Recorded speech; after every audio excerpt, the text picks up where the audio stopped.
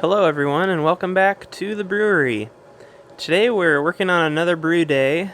In particular, we're brewing an American Honey Pale Ale, and I'll show you more on that later. One thing I wanted to do is give a quick rundown. I've got the strike water boiling here. A quick rundown of some of the new equipment that I've gotten since you last saw me, and also kind of announce that we're now switching to all grain brewing, and that's what a lot of this equipment is for, is the switch from extract to all grain, and I can kind of explain that as we go. So what we've got here is a new brewing pump. This is just a transfer pump for the purpose of transferring the beer around our brewery. We've got some cam lock disconnects on all of the silicone hose running around here. We've got a plate chiller now instead of our immersion chiller, and I can explain more on that later as well as we get to it. We have now a jacketed conical fermenter. We had a fermenter already, just got the jacket kit for it along with the cooling coil. We have a grain bag hanging up here on a pulley system, and the reason for that is with larger batches and lots of heavy wet grain, you need that pulley in order to lift the grain up and out of the kettle and let it sit there and drip as you maximize your efficiency getting all of that sweet wort out of the wet grain. Okay, so anyway, I'll explain each of these items as we go through our brew day in more detail. What we're doing now is heating up what's called our strike water. What that is basically we're making a giant batch of tea, and this is just going to be our kettle basically that we're heating up before we add our tea, or our grain in other words. And this is our giant tea bag hanging up here. So what we're shooting for is a temperature of 160 degrees.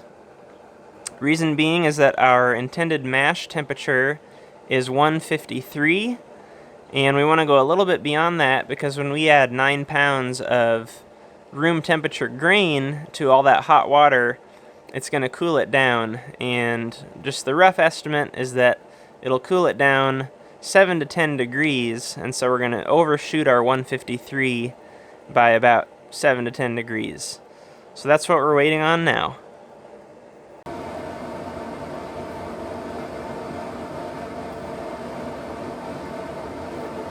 Okay, we're just coming up to temp now. Let me make sure we're recording. Yep. And so what I'm going to do is something I probably should have done already, but we'll prepare our grain. In this particular batch, we're using 9 pounds of pale grain, 2-row pale, 1 pound of Crystal 15, and 8 ounces of white wheat. So, double check here. We've got our specialty grains here, just off camera, and I'm going to find my 9 pounds of pale.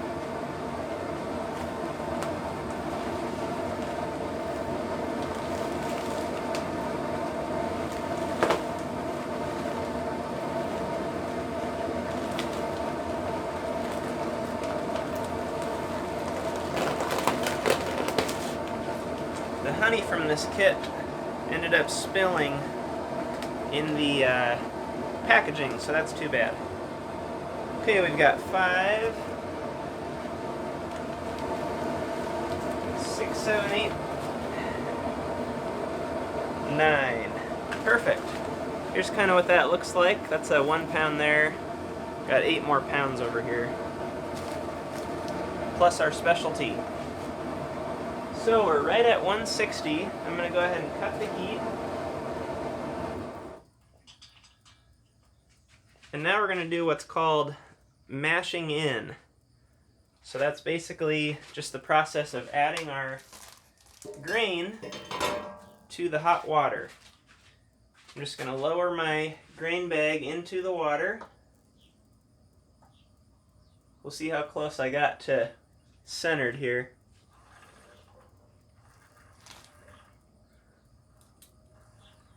Not bad. Let's go about there. And this bag is just perfect to go around the lip of the kettle. That way it holds itself up while I'm filling it, and we don't have a big mess.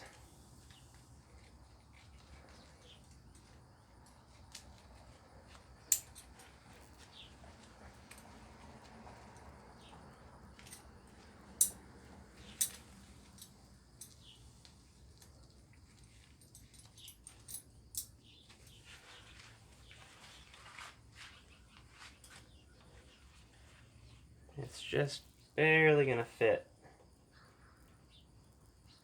That's something else you guys didn't see, is doing kind of a dry test, making sure everything's gonna work out when you do it for real is definitely a good idea.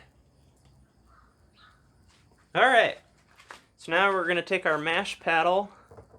This is basically just a big metal spoon, but it's flat, like a slotted spoon. This keeps us from developing what they call dough balls, and that would be just a big pocket of grain that you haven't hit with water that's just dry in there and not being used at all. So I'll try and do this here. Again, this is my first try at all grain, so we're learning together.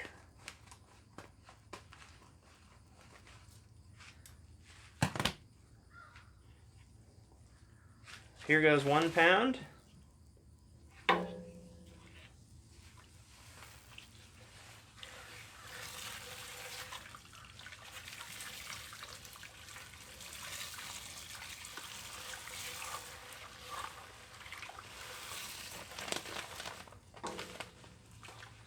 a little hard to stir with the bag in there, but I think I can do it okay.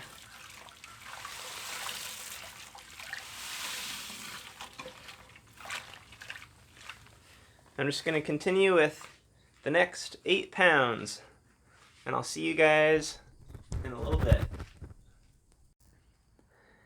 In the kettle is our 9 pounds of grain.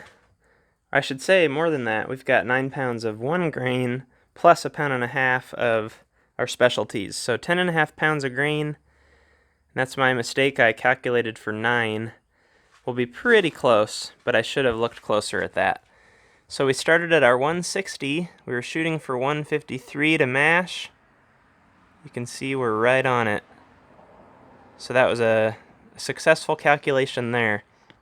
Now what we're going to do is just let this sit. I need to double check my calculator for how long, but I believe it's going to sit for about an hour with the lid on, and we're trying to maintain that temperature as closely as possible. So if after maybe 20 minutes or so it has significantly dropped, I'm going to raise the bag slightly off the bottom of the kettle and just give it a little bit of heat to bring it back up to that 153 mark, and try and hold it there as close as I can for 1 hour, and I'll see you then. It's about an hour later now, and we did lose a little bit of temperature.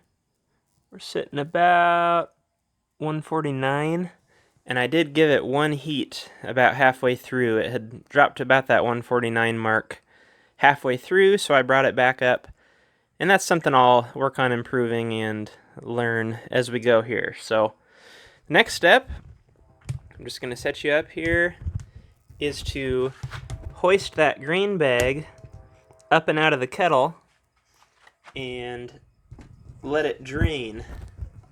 Apologize for a sec while I flip the microphone around.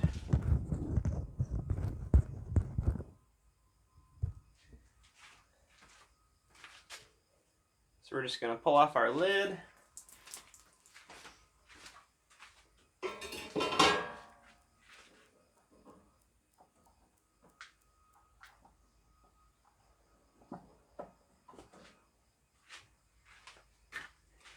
And then attach each of the straps to our pulley system. And I do have an idea to improve this in the near future, so that'll make this much easier. I want to add a kind of a clevis so that I can just feed the ring through all of the straps at once and then secure the clevis to the carabiner.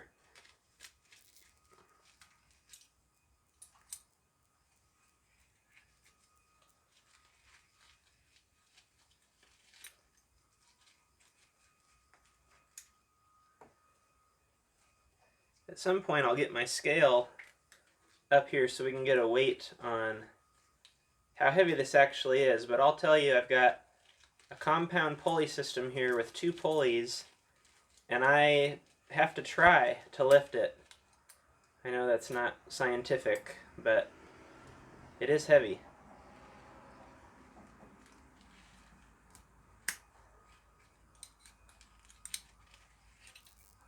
Alright, let's pull it out.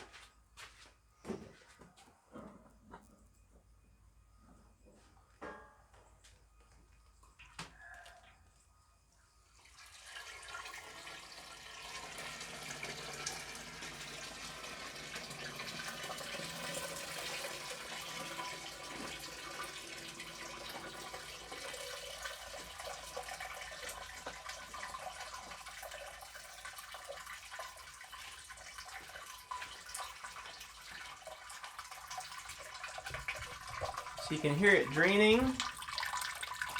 You want to make sure to capture all of that. Sugar water is basically what it is, because that maximizes the amount of fermentable sugars that we have to produce alcohol, basically. So they call it efficiency for short, but the amount of sugar to begin with gives the yeast more to eat and produces more alcohol in the end. So we're going to let this drain, and then I'll actually just give it a gentle squeeze to extract the maximum, and then we'll begin our boil as normal. So we're probably out of time for today, but if you join me on the next video, we'll continue right where we left off. Thanks for watching, and I'll see you then.